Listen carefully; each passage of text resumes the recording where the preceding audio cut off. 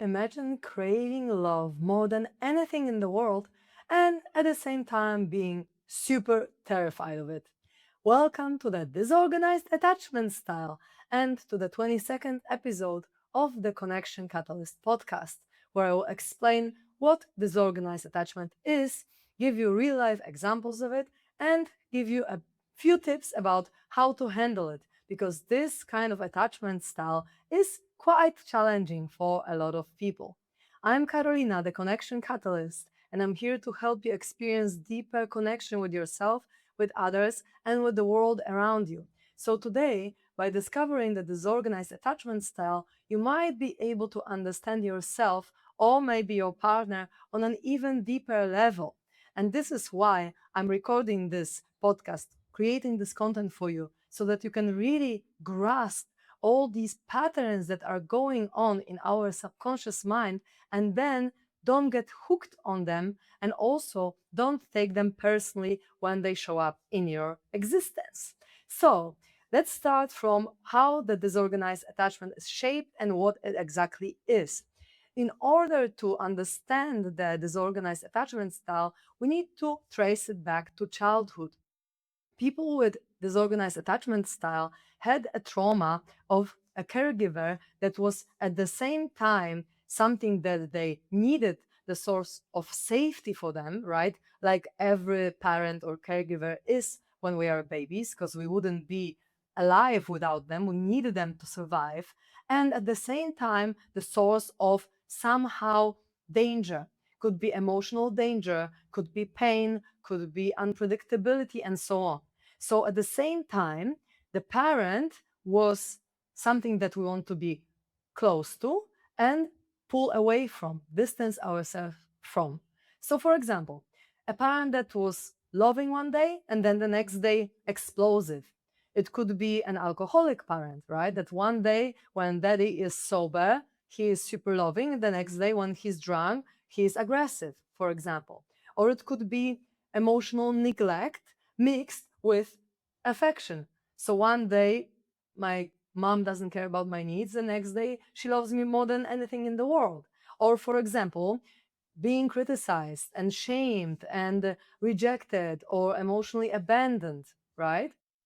And then, yeah, growing around any kind of addiction doesn't have to be alcoholism, but, any kind of chaos or emotional instability or unpredictability could have caused this pattern.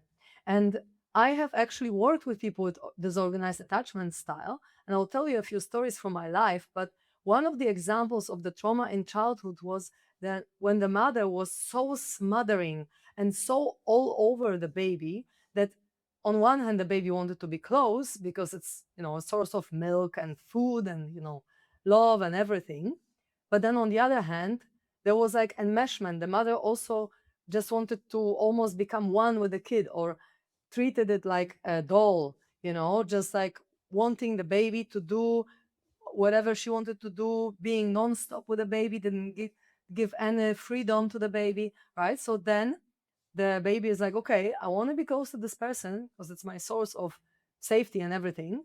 But on the other hand, it's like too much. She wants to be too close to me and I want to escape. In this case, the nervous system learns that the people that I need the most are also the people that I need protection from. So this creates the internal split. And in my previous episodes, I was talking about parts work and how to do it, and also attachment styles in general. And I was showing you the graph. I will show it again because it's important to understand this if you want to understand attachment styles on a deep level. So, in a way, one part of us is anxiously attached and one part of us is avoidantly attached. So, the anxiously attached part desperately wants love and safety and closeness, whereas the avoidantly attached part believes that people are dangerous and we can't get close to someone and feel safe at the same time. So, as a consequence, it creates internal chaos, emotional roller coaster, and just like contradictory reactions in everyday life. And it's like you don't fear only abandonment in this case, you also fear closeness. So, let's look at the attachment styles graph that I made for you. So, let's take a look. The disorganized attachment style has high anxiety and also high avoidance. So it's a mix of anxious and avoidant, and it has negative view of oneself, but also negative view of others. So it's a mix, and this part that is anxious and this part that is avoidant, they are both expressed outwardly, because with anxious attachment style or avoidant attachment style, because anxiously attached people or avoidantly attached people only identify with one part of them, that is like scared of abandonment in the anxious case, or scared of deep intimacy and closeness in the avoidant case. But the disorganized has both parts coming up in a way where in everyday life they are both vivid. I truly believe that every one of us has both avoidantly and anxiously attached part of us inside, but we only express one based on our upbringing in childhood and based on which part brought us safety before. So, for example, I was doing parts work with myself with a part of me that was scared of abandonment, but then when I took on the opposite part of me, there was a part that was massively scared of closeness, which then would reflect the avoidantly attached part. So for the disorganized attachment styles, they are expressing both of these parts outwardly. And for me, as an anxiously attached person in the past, now I'm way more secure, I would express mostly the anxiously attached part. But since I did this healing session, when I went into the anxiously and avoidantly attached part, the split in consciousness within me, I found myself expressing and feeling and seeing the thoughts of the avoidant part in me way more often once I identified and integrated this part of me inside. But for the disorganized attachment, it's a big roller coaster.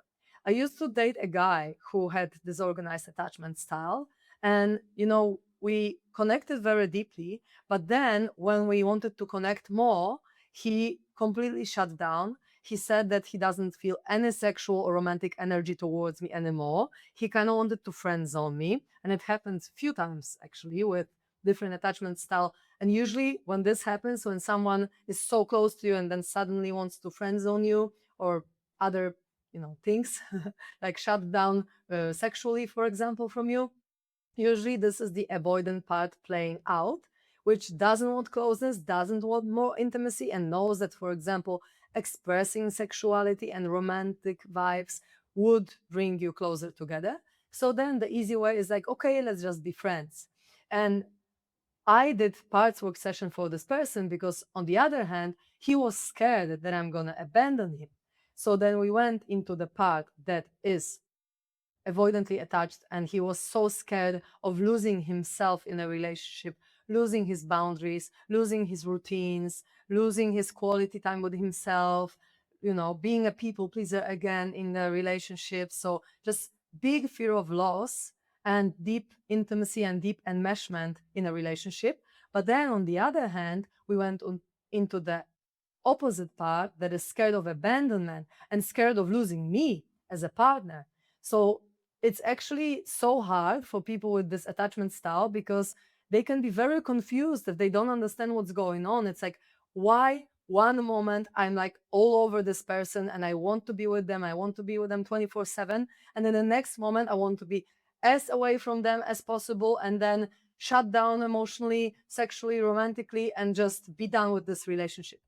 But it's all a fear-based reaction that the disorganized attachment can cause within us. So parts work in this case can be a solution for this, because when these two parts talk to each other, release their separate fears that they have, and then find the common ground, find the truth, whether it actually is true that I don't want to be with this person or I want to friend zone them or not, based on not the trauma, not the fear of losing myself or intimacy and so on, or of abandonment and stuff, but based on like neutrality and peace after releasing the emotional charge from both of the parts, seeing what's actually true, what's emerging, like not based on fear, but based on love, based on neutrality, based on peace.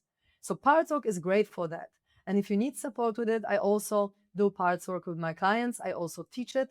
And I also have a podcast episode about it, as I mentioned, so you can try to do it on yourself. But it's a bit easier when you do it with someone else because you can get the external perspective and guidance, but you can also do it by yourself. So let me give you an example. You have an amazing deep conversation with your partner and you feel so safe, so connected, so loved. But then the next day, something happens that you don't like, right? They disappoint you somehow. Maybe they forget about something important, or maybe their tone is not the way that you want to be, or maybe they don't text you back for a few hours. And then you start spiraling into the parts, right? So one part of you is like, they don't care, you're not safe, leave them before it gets even worse and you get hurt. And then another part of you is like, oh, you shouldn't lose them. Fix this problem before it gets worse. Like, you need them. You can't live without them. And so then you might push your partner away. You might threaten to leave. You might get angry. You might shut down, right? And then you panic when the distance actually happens. So when the part that is scared of getting hurt is like, okay, I'm out of here, I don't want this relationship, and you express to your partner, look, I don't want to do this is too much for me, and whatever. When you actually pull away, then the anxiously attached part kicks in and is like, oh my God, no, I can't lose them. I'm so scared. I'm not going to be able to live this life on my own, and so on, right? So it might be sometimes a little situation that will trigger you into this trauma response. This is an automatic program. And if you are not aware of it, you can start spiraling into the avoidant or into the anxious attachment style and go into complete extremes in both of them and just think that you're freaking insane. Because who wants closeness in the first minute and then after 5 minutes wants to just like quit the relationship? But when this happens, when you see such extreme differences in how you feel about the person, you might be sure that it's not true what you're feeling. One of these reactions, at least, is not true. So if your state of mind and how you think about your partner changes within seconds or minutes or hours, you need to examine yourself. Like, is it actually true that I don't want to be in this relationship? Or is it just my pattern, my fear kicking in to try to protect me, obviously, because all these parts of us are there to serve us. They try to protect us from what's threatening for us, right? So we need to examine, like, is it actually true what this part says? And just listen to what it says, let it express itself, talk to a friend, journal, or just observe your thoughts and understand them as they are happening, but don't believe them. Just let yourself feel the emotions, feel the fears, feel the anxiety that comes up, whether it's from your avoidantly or anxiously attached part, and don't attach your identity to neither of them, because neither of them are actually you. And the relationship can be so chaotic when you're disorganized in your attachment style, because your nervous system keeps switching between attachment and like needing someone, being clingy, and self-protection, self-preservation, where you just distance yourself. So how it can look like, for example, one moment you want intimacy and sex and so on, and then suddenly you feel trapped in a relationship and you don't want intimacy. Or one moment you idealize your partner like they're the best thing in the world, and then the next moment you're demonizing them like they're the worst thing in the world that they can happen, right? Or on one hand, you need reassurance, right? And then on the other hand, you reject reassurance. Or you say, leave me alone, while secretly you hope they will come closer. So this is not actually manipulation, okay? This is just fragmentation. It's a split in our consciousness where two parts of us want different things and think that they bring us safety by doing complete opposite things in our disorganized attachment style. And people with this attachment style can feel like completely different people depending on the trigger, right? Because different parts become activated in different moments. And on one hand, when things are super good, you might be looking for danger there and want to distance yourself and feel like, okay, if it goes so good, I'm going to lose myself. I will feel trapped and just want to escape. But then once you escape and your partner is like, okay, this person is distancing themselves from me, so I don't want to be in such a relationship where there is distance, you might go into anxiety and like, no, no, no, don't leave me, right? So it's a very, very big vicious cycle that we can go into if we are not aware of it. But it's important to mention that these reactions that you have are not random. They are actually both based on unsafety, because both of these parts are scared, right? So every reaction is just an attempt to create the safety.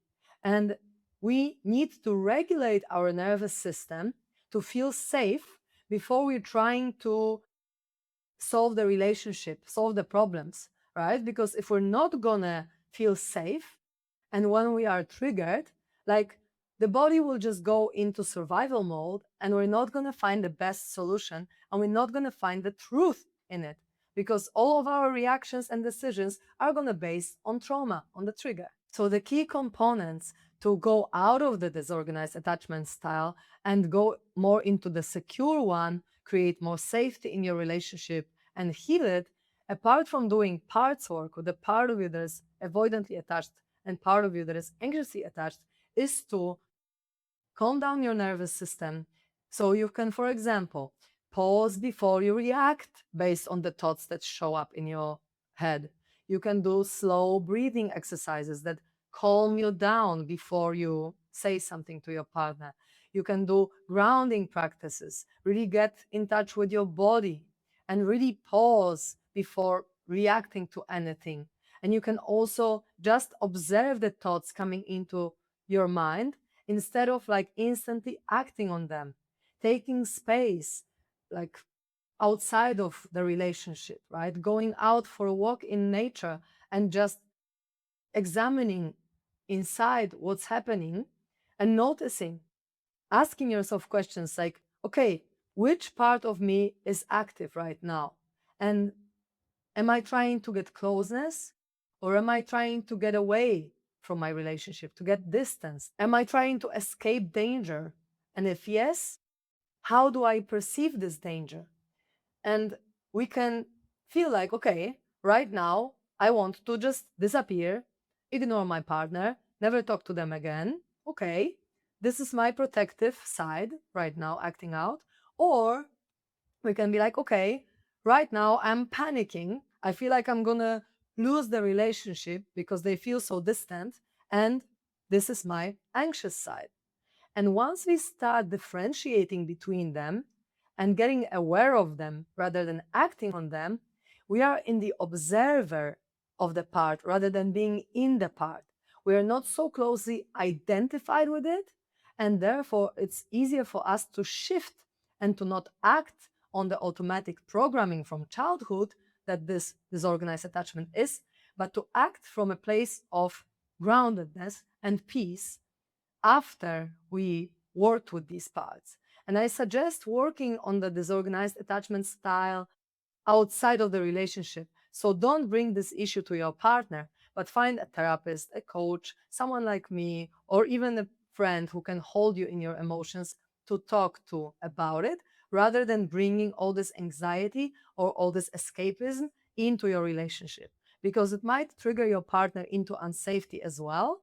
And if it happens, sure, they might also reprogram their unsafety and their anxious or avoidant or whatever attachment style that they have, which is all right. But if you want to create deeper intimacy and trust, I would suggest that you resolve the relationship problems outside of your relationship rather than within it. If we want to heal the disorganized attachment, it would be nice if we create more and more safety in our relationship. If we can date a securely attached person, that would be amazing. A person that is not scared of distance and not scared of closeness either. And we can really heal through experiencing the opposite that we experienced in childhood. So if our relationship is safe, if we can create consistency in a relationship, if we can repair it fast, if we have emotional safety, if we really build trust in our relationships, if we are aware of ourselves in it, we can really heal a lot, not through being perfect, but through being aware. And you can only heal relational trauma in the context of relationships. That's why it's important to choose people that can give you safety if you have disorganized attachment style.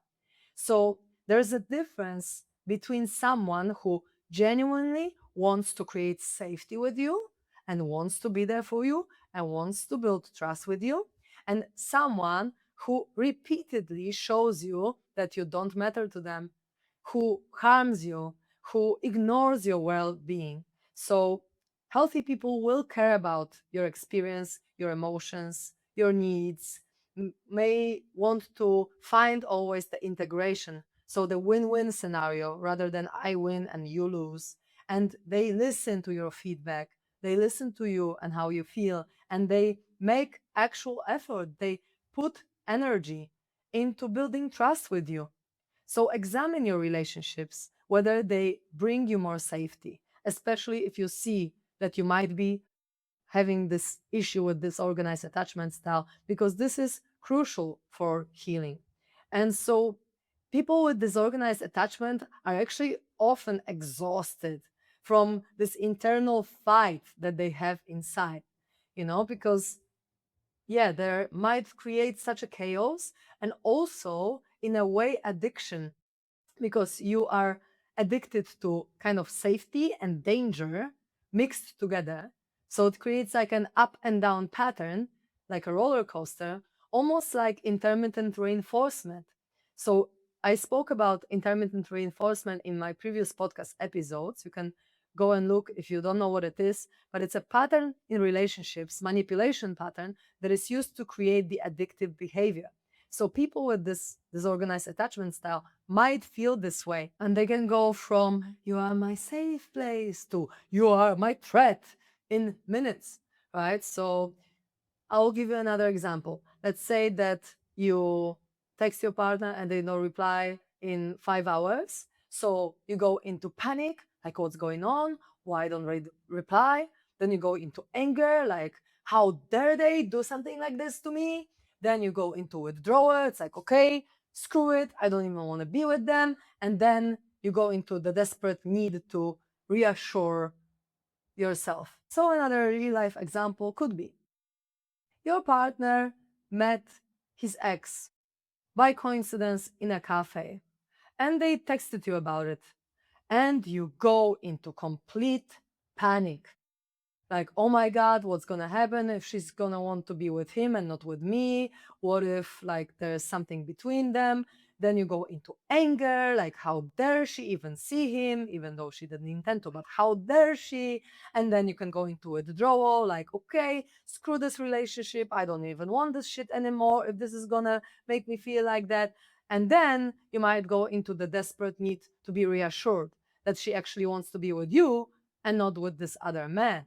And this could be just like a spiral that you go into within, moments from when you discovered that she, not on purpose even, saw her ex, for example, right? So that's one example. But it could be also that you start a relationship with a woman, and at first it's more like a fling, but then when it starts getting serious, you actually feel trapped in a relationship rather than relaxing into the safety of a relationship that this gives you.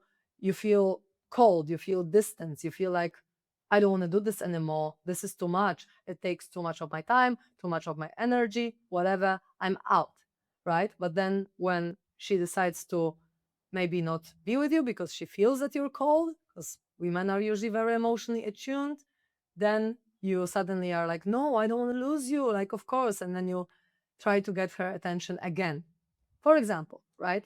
So it's not like the disorganized attachment is like attention seeking or it's like irrational. I mean, it is irrational because it's not based on reason, it's based on emotions, it's based on trauma, right? So this is what happens where your nervous system associations are love with both safety, but also association of love with danger. And then it's just like a chaos. So it is painful to experience this, but it's not something that you cannot shift. You can change everything by being self aware and by not believing these parts of you, treating them as something to be seen, to be understood, to be expressed, but to be so self aware that you're not going to base your decisions on these thoughts in your mind and these parts that go crazy, but on presence and awareness in the moment after expressing these parts. And then after you release emotional charge, you can come to your partner and be like, look, darling, I've had this whole process, this chaos inside of me, and I feel like I have these parts of me. One that is just so scared of getting close to you, to lose myself, and to not maybe fulfill your needs in this relationship or whatever it is. And one part of me that is just so scared of you abandoning me. And I'm telling you because I want to be vulnerable and I want you to support me in healing that and create more safety for me in this relationship so that I don't have to be so activated in my attachment style. Right? So if your partner really cares, they are gonna take care of your needs, take care of what you're saying, and want to create more safety for you in your dynamic. So remember that when you have this roller coaster of a ride, you are not crazy. It's just your nervous system that coped with some unsafe environments in your childhood. And now it is time to make it learn something completely new. So if you need support with this, you can contact me at theconnectioncatalyst@gmail.com or comment below if you have any questions. Send it to someone who might need to hear what I have to say about this attachment style because they might need support or even understanding that this is what's happening inside of them, this chaos, one part doing this, one part doing the opposite. And subscribe if you like my vibe. Thank you so much for being here with me, and see you or you hear me in the next episode.